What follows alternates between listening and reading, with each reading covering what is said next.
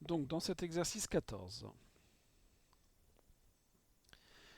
il est question d'un espace de matrice. Donc AN, c'est l'ensemble des matrices particulières, c'est-à-dire les matrices M appartenant à Mn de R, donc des matrices carrées, telles que la transposée de M est égale à l'opposé de la matrice M. Donc on appelle ça des matrices antisymétriques, mais on n'a pas besoin de connaître ce nom pour faire le travail.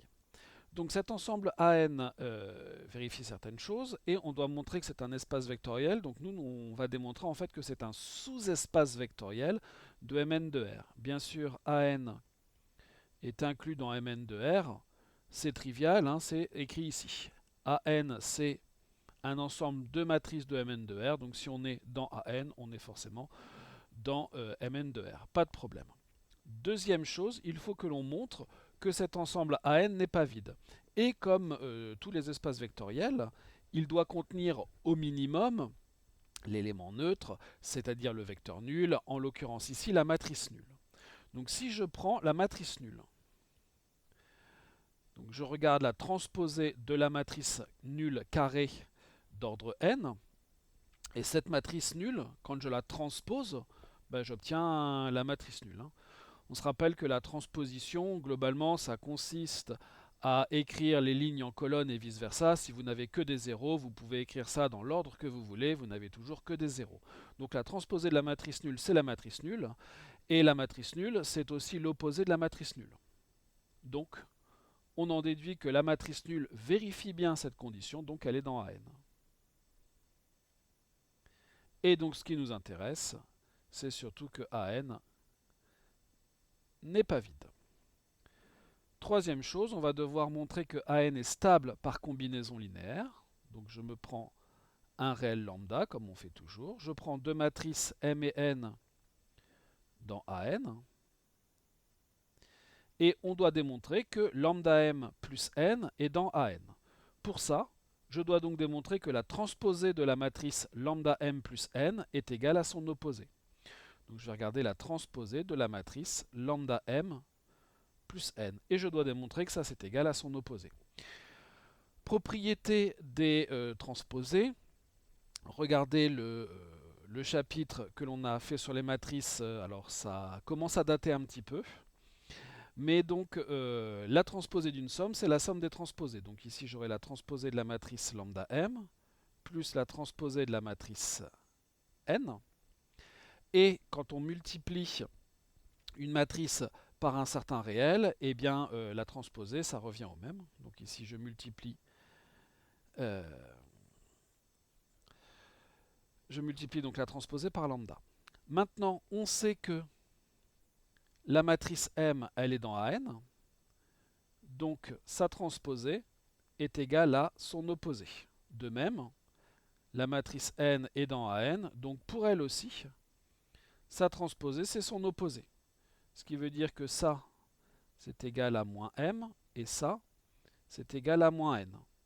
Donc, ce qu'on vient de prouver, c'est que la transposée de lambda M plus N est égale à lambda multiplié par moins m, moins n.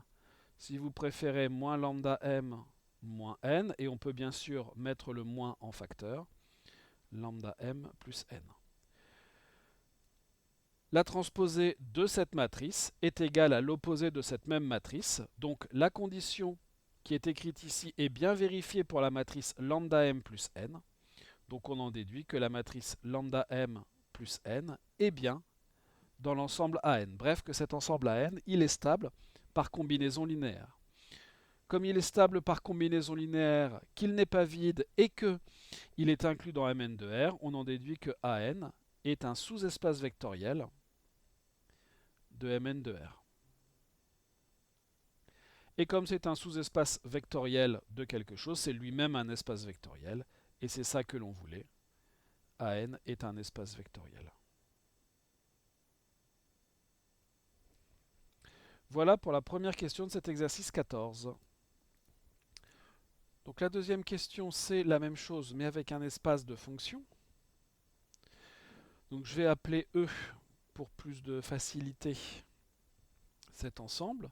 Donc c'est un ensemble de fonctions de R dans R qui son pair est de classe C1.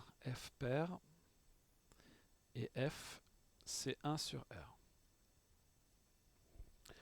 On a dit dans le cours que l'ensemble des fonctions définies sur un intervalle I à valeur dans R était un espace vectoriel.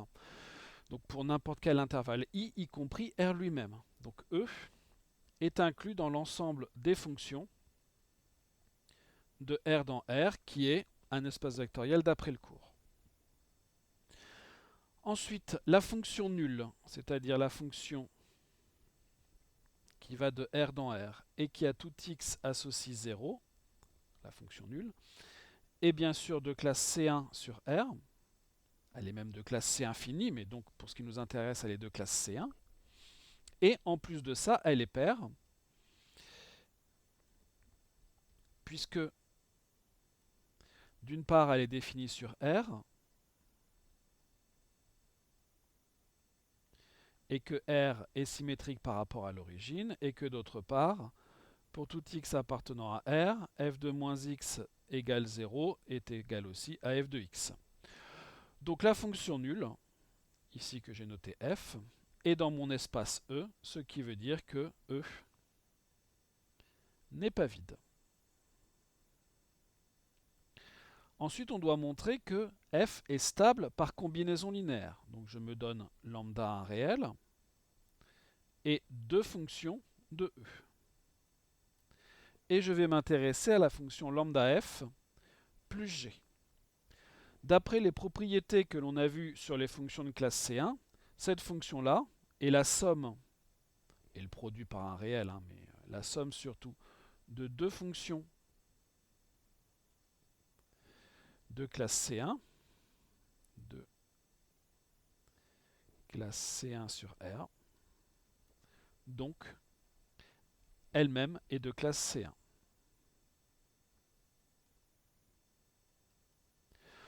Pour prouver que lambda f plus g est dans cet ensemble E, on doit également démontrer que lambda f plus g est pair. Bien sûr, lambda f plus g est défini sur R, symétrique par rapport à 0.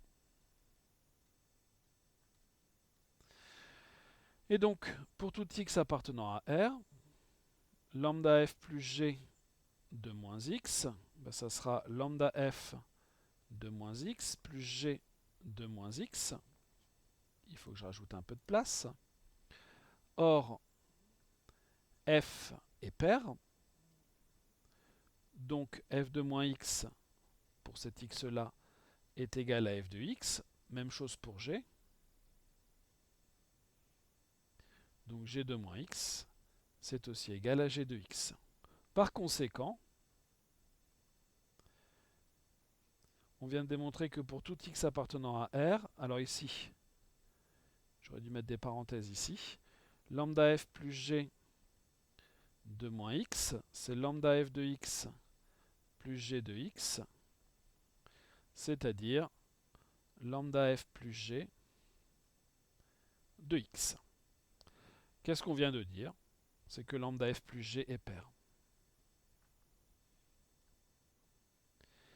C'est une fonction de R dans R de classe C1 qui est pair, donc lambda f plus g appartient à E. E est stable par combinaison linéaire, donc E est un sous-espace vectoriel de l'ensemble des fonctions de R dans R, d'où E est un espace vectoriel.